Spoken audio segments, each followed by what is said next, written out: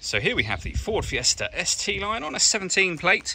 I'm going to start off by showing you around the outside of the car, and then we'll hop in and run through some controls on the inside. From the outside though, you can see it's a 5-door car. Let's start off inside the boot, and then we can work our way around to the front from there. As we approach the back of the car, you can see that we've got plenty of boot space along with that 60/40 split folding rear seat should you wish to increase this space even further.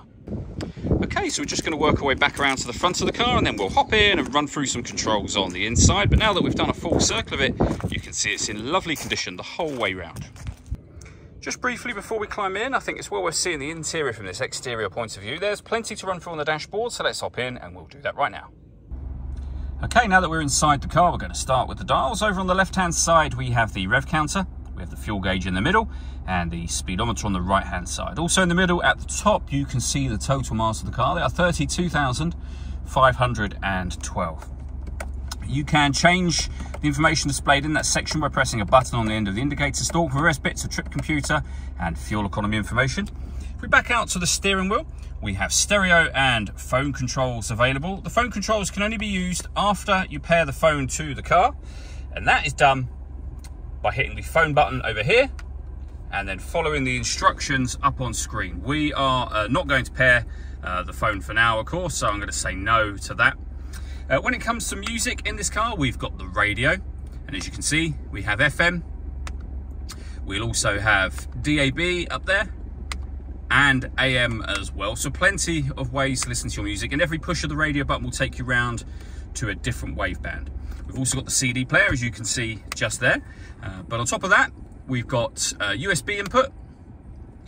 We can also stream our music wirelessly via Bluetooth audio as well, so plenty of ways to listen to your music in this car. And we have, on top of all of that, satellite navigation available as well. The buttons to make any adjustments to satellite navigation are just here, and all the buttons I was using a moment ago are on that left-hand side. We have the main volume for the stereo. Beneath that, we have air conditioning, so you can adjust the fan speed, the direction the air is being distributed in, and of course the temperature. The air conditioning's on at the minute, so that's off, back on again. You can recirculate the air in the car if you wish to. That's a great way of heating it up or cooling it down quickly, depending on the temperature you've set over here, of course. Below that, we can turn off the stop and start. This car is designed to cut out when it's stationary in traffic to save you fuel. The system is off when that light shows. We then have a 5-speed manual gearbox, a 12-volt charging socket, and the USB input for your music just there. All that leaves me to say is thank you for taking the time to watch this video. If you'd like to come and see the car in person and have a test drive, please feel free to give us a call here at Surrey Specialist Cars. We'd love to hear from you soon.